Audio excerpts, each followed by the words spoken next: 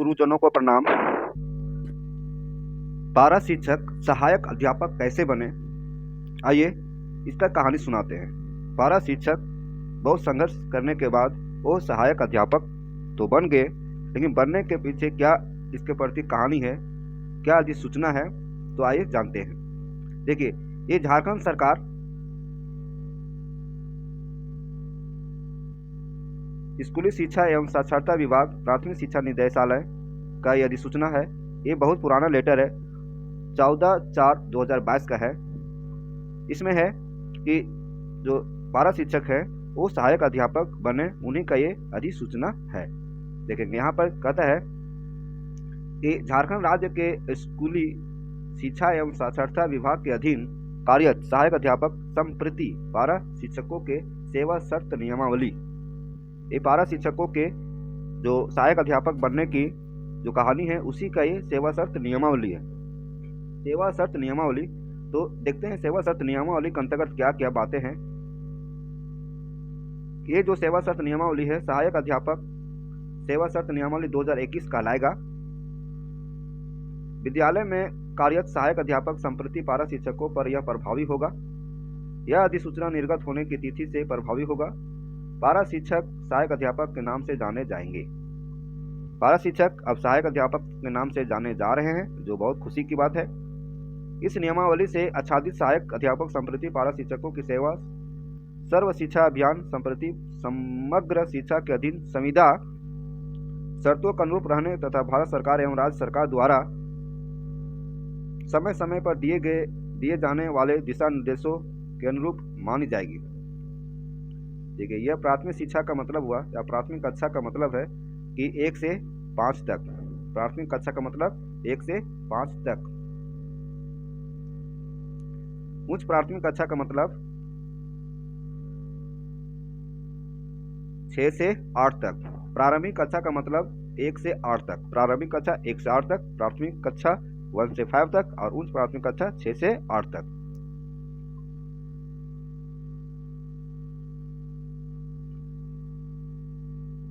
इसको आप पढ़िए। सहायक अध्यापक से तात्पर्य है सर्व शिक्षा अभियान संप्रति समग्र शिक्षा के तहत कार्यरत पारा शिक्षक। यदि ये आपका अधिसूचना आपको जरूरत है तो हम अपने डिस्क्रिप्शन लिंक में डाल देंगे, आप वहां से डाउनलोड कर लीजिएगा। देखिए, इसमें प्रखंड शिक्षा समिति भी बना हुआ है। तो ये क्या है? प्रखंड शिक्षा समिति मतलब है कि संबंधित प्रखंड विकास पदाधिकारी की अध्यक्षता में सर्व शिक्षा अभियान संप्रति समग्र शिक्षा के अधीन गठित समिति है। ये अभी नियम है, नियमावली है। आगे और देखिए क्या क्या होता है।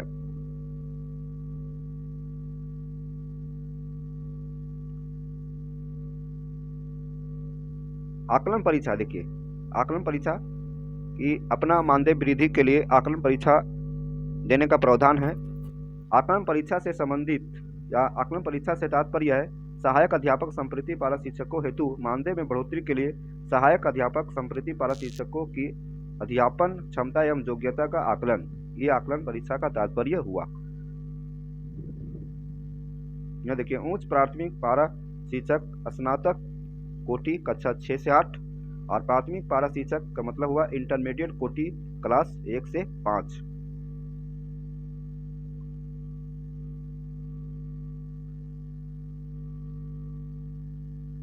देखिए, सहायक अध्यापक संप्रति पारा शिक्षकों के लिए प्रशासनिक सह अनुशासनिक प्राधिकार क्या है? ये है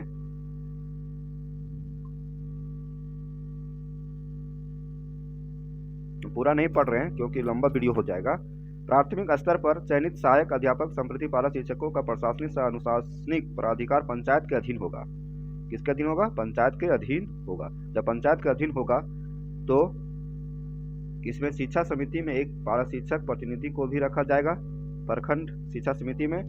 और यहाँ कहता है कि उच्च प्राथमिक स्तर पर चयनित सहायक अध्यापक संप्रति पारा शिक्षकों हेतु प्रशासनिक सह अनुशासनिक प्राधिकार संबंधित प्रखंड की समिति के अधीन होगी। ठीक है, स्नातक कोटि के प्रखंड स्तरीय सहायक अध्यापक हेतु संबंधित प्रखंड के प्रशासनिक सह अनुशासनिक प्राधिकार स्वरूप इस तरह से ये आपका अध्यक्ष उपाध्यक्ष गठित किया गया है। ये सदस्य है।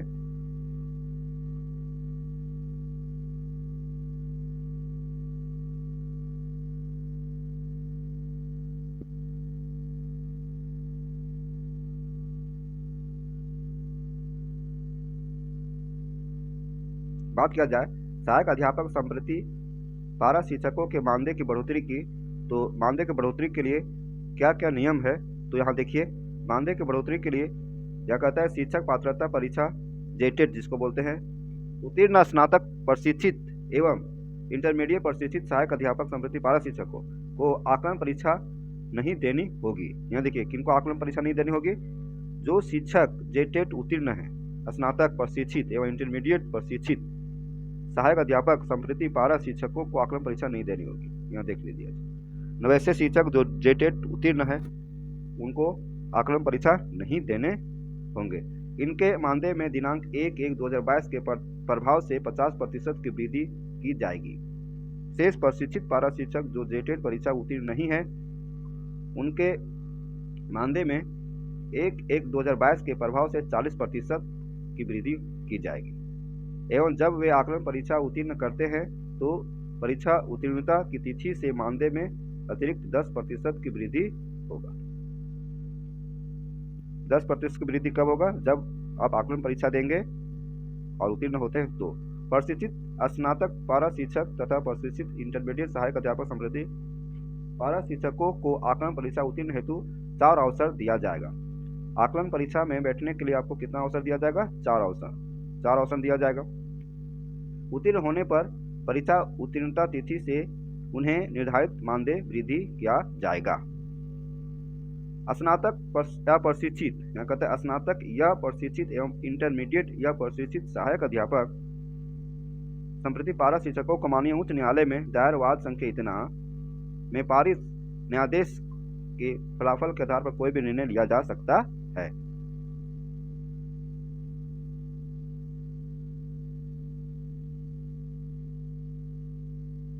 आकलन परीक्षा का स्वरूप क्या होगा इसके बारे में जान लेते हैं। आकलन परीक्षा का स्वरूप विधिवत रूप से चयनित प्रशिक्षित सहायक अध्यापक संप्रति पारा शिक्षक जिन्होंने 3 वर्ष की संतोषप्रद सेवा की है उन्हें आकलन परीक्षा में सम्मिलित होना अनिवार्य होगा। सभी कार्यरत प्रशिक्षित सहायक अध्यापक संप्रति पारा शिक्षक को जिनका शैक्षणिक एवं प्रशासनिक प्रमाण पत्र सत्यापन हो गया है तो वही शिक्षक आकलन परीक्षा में सम्मिलित हो सकेंगे, ऐसा नियमावली में अंकित है।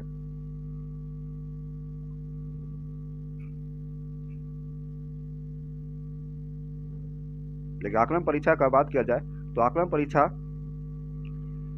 परीक्षा का न्यूनतम अंक क्या होगा? आकलन परीक्षा का न्यूनतम अंक पुरुष या महिला सामान्य कोटि के लिए 40% और आरक्षित कोटि के लिए चाहे वह पुरुष हो या महिला 35%। सामान्य के लिए 40% और आरक्षित कोटि के लिए 35% ये होनी चाहिए आकलन परीक्षा का न्यूनतम अंक।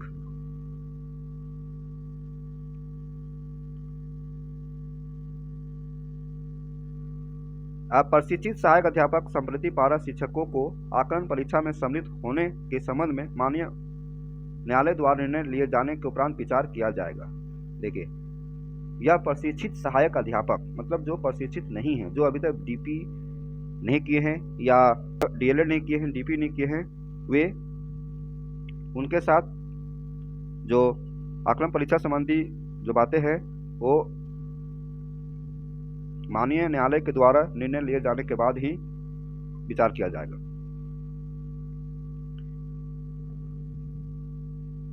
आकलन परीक्षा किस आधार पर होगा? आकलन परीक्षा जो प्रश्न होगा वो बहुविकलीय प्रश्न होगा और इसमें 70% प्रश्न पाठ्यक्रम के आधार पर होगा, 20% प्रश्न शिक्षक कौशल एवं दक्षता पर आधार होगा और 10% प्रश्न मानसिक एवं तार्किक क्षमता के आधार पर होगा।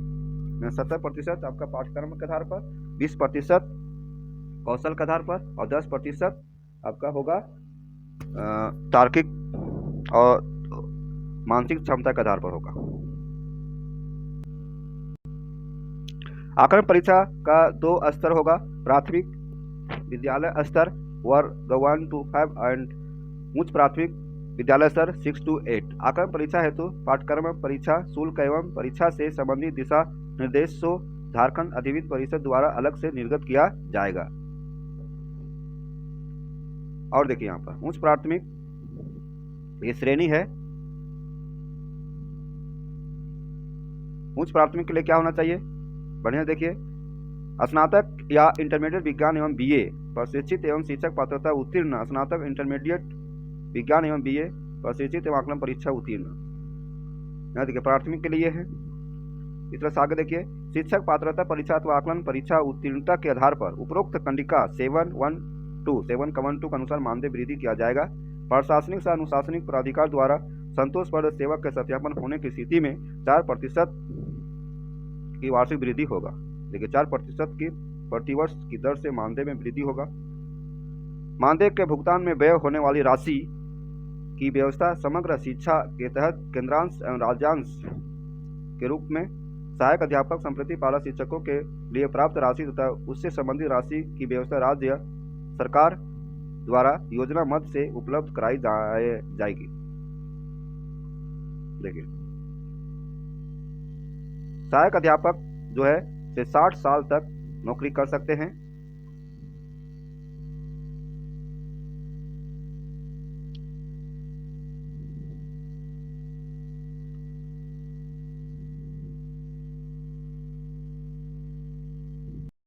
ये नियमावली है।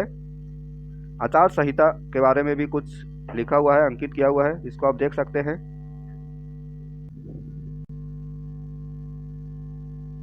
अवकाश के बारे में बात किया जाए, सहायक अध्यापकों को अवकाश 16 दिन, एक कैलेंडर वर्ष में 16 दिन मिलेगा। आकस्मिक अवकाश दे होगा। यह अवकाश एक साथ 10 दिनों से अधिक दे नहीं होगा। आप एक साथ 10 दिन से अधिक अवकाश नहीं ले सकते हैं लगातार। एक साल में 16 दिन अवकाश मिलेगा। विशेष अवकाश की बात किया जाए तो महिला सहायक अध्यापक संप्रति पारा शिक्षकों को प्रत्येक माह एक साथ 2 दिनों के लिए विशेष अवकाश अनुमान्य होगा। मातृत्व अवकाश महिला सहायक अध्यापक संप्रति पारा शिक्षकों को 180 दिनों की मातृत्व अवकाश दे होगा। पितृत्व अवकाश के बारे में बोला जाए तो पुरुष शिक्षकों के लिए 15 दिनों का पितृत्व अवकाश के हकदार होंगे। पुरुष शिक्षक 15 दिनों के लिए पितृत्व अवकाश का हकदार होंगे। पितृत्व अवकाश का लाभ मात्र 2 संतानों के लिए दे होगा। इसके अलावा असाधारण अवकाश है। साधारण अवकाश के तहत देखिए यहाँ पर कुछ किसी कारणवश एक कैलेंडर वर्ष में सक्षम प्राधिकार की स्वीकृति से अधिकतम 30 दिनों की अवधि के लिए वेतन रहित या साधारण अवकाश अनुमान्य होगा। वेतन रहित या साधारण अवकाश हुआ 30 दिन मिलेगा। इसके कारण सेवा में टूट नहीं मानी जाएगी। यदि आप 30 दिन तक या साधारण अवकाश में रहते हैं तो सेवा टूट नहीं मानी जाएगी। तत्पश्चात अनुपस्थिति की अवधि को सेवा में टूट माना जाएगा। 1 महीना के बाद आप भी अवकाश में रहते हैं तो सेवा आपका टूट हो जाएगा। चिकित्सा अवकाश में देखिए, चिकित्सा अवकाश एक कैलेंडर वर्ष में चिकित्सा प्रमाण पत्र के आधार पर सक्षम प्राधिकार को स्वीकृति से अधिकतम 15 दिनों की अवधि के लिए सवैतनिक चिकित्सा अवकाश अनुमान्य होगा। यहाँ देखिए कितना सुंदर सजाया गया है। 1 to 5 आकस्मिक अवकाश एवं विशेष अवकाश देखिए यहाँ पर है ना, सारा नियम अच्छा से सजाया गया है। अन्य प्रकार के अवकाश 60 दिनों तक है। संबंधित पंचायत सचिव अधिकतम 60 दिनों तक क्या है अवकाश स्वीकृत, जो अवकाश स्वीकृत होगा वो उसका मेंशन किया हुआ है। मतलब है कि यदि आप आकस्मिक अवकाश लेना चाहते हैं, विशेष अवकाश लेना चाहते हैं तो संबंधित विद्यालय के प्रधानाध्यापक, प्रभारी प्रधानाध्यापक के द्वारा ही वह छुट्टी दिया जाएगा। अन्य 60 दिनों का अवकाश के लिए देखिए ये पंचायत सचिव के द्वारा ये होगा, ग्रांट होगा। अन्य प्रकार के अवकाश 60 दिनों के ऊपर तो प्रखंड शिक्षा प्रसार पदाधिकारी के अनुशंसा पर जिला शिक्षा पदाधिकारी के द्वारा ये होगा अनुशंसा। ये किसके लिए था? 1 to 5 के लिए था। 6 to 8 के लिए भी यहाँ पर कुछ है। 6 to 8 शिक्षकों के लिए ये है, छुट्टी लेने का नियम है।